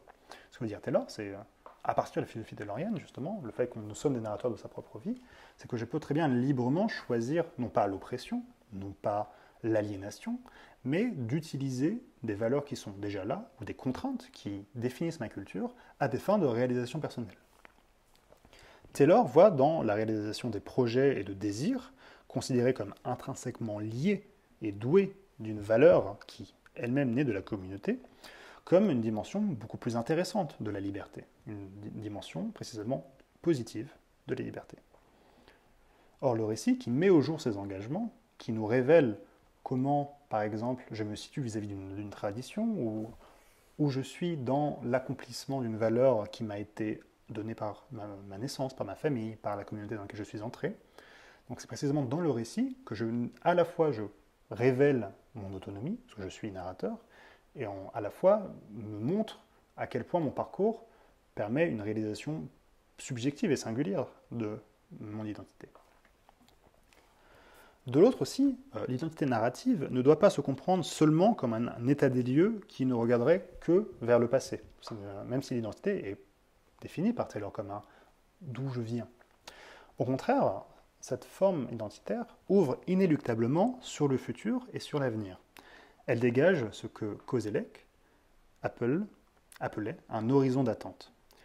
S'interpréter, c'est comprendre, pour Taylor, où l'on en est par rapport à un bien que l'on considère comme essentiel à la caractérisation de sa propre existence. Or, une fois mise en récit, j'ai la liberté de continuer sur cette voie, de m'en écarter, à l'inverse, peut-être de chercher à transformer. Bref, j'ouvre sur une incertitude qui, en même temps, est preuve entière et pleine de ma liberté. Il s'agit donc d'une histoire toujours se faisant, dans laquelle aucun point final n'a été ajouté. Puisque mon horizon moral est fait de mes engagements, le récit en narre les accomplissements et en dessine également les objectifs. Il y aurait beaucoup de choses à dire sur ce point de l'identité narrative, mais je n'aurai pas le temps de rentrer plus en détail. Quoi qu'il en soit, le point important est celui-ci. Le communautarisme de Taylor n'affirme en aucun cas la primauté invariable et sans condition de la communauté, qui viserait en ceci à dépouiller l'individu de toute souveraineté et de toute souveraineté axiologique. Non. Plutôt, dans cette optique, il y a ici le désir de réhabiliter l'autonomie d'une sphère morale construite en commun et qui est essentielle dans la formation du sujet et l'exercice d'une liberté qui est plus riche, plus positive que la simple possibilité d'agir sans contrainte au gré de ses envies. Trop souvent, le débat entre libéraux, ardents défenseurs de l'individualisme, et communautariens, qui seraient de fait les partisans de cette primauté de la communauté, s'est retrouvée réduite à une opposition binaire et bien trop réductrice. Il s'agissait soit de choisir l'individu, soit à l'inverse de choisir le groupe, oubliant toute leur complémentarité et toute leur dépendance réciproque. La position de Charles Taylor, à l'inverse, en faveur d'un libéralisme qui puisse donner place à la différence, qui cherche à construire de la diversité un socle politique commun, se présente donc comme un entre-deux fertile que nous aurions grand intérêt à redécouvrir. Donc je touche ici à la fin de mon bref parcours de la philosophie de Charles Taylor. Bien que j'ai pu donc en présenter les grandes lignes, de nombreux aspects n'ont pu qu'être effleurés. Certains ont même été totalement ignorés.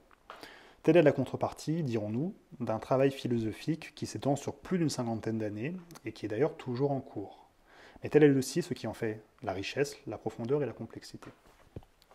Alors, si nous devions résumer assez brièvement ce qu'est la compréhension taylorienne du sujet à partir de l'œuvre des Sources du Moi, et de manière encore plus précise à partir de sa première partie. Nous dirions donc qu'elle dépeint l'individu humain comme un être qui se nourrit des horizons de signification qui constituent les diverses communautés nationales, ethniques, religieuses, etc., qui peuplent son monde. De fait, l'histoire, le langage, compte pour beaucoup dans la manière dont une personne se conçoit et se perçoit. L'individu, chez Taylor, est un individu foncièrement herméneutique, un être de langage qui se lie et lit le monde qui l'entoure, s'intègre dans des réseaux de sens et participe ainsi de leur expression. Enfin, et peut-être de manière primordiale, c'est un être inéluctablement moral, qui évolue dans un univers chargé d'évaluation, de prise de position, quant au bien et au mal, quant à l'injuste et au juste. Bien que rationnel, il ne peut être réduit à la froideur d'une rigueur scientifique et au désir d'objectivité qui la sous-tend. Il s'agit donc, pour en saisir les facettes, de se plonger dans ce qui nous entoure, dans nos sources morales, dans notre expression, dans notre histoire, dans nos langages, pour, comme un robot, retrouver ce qui fait notre individualité, ce qui fait notre collectivité, ce qui fait notre personnalité commune et personnalité propre. Je vous remercie.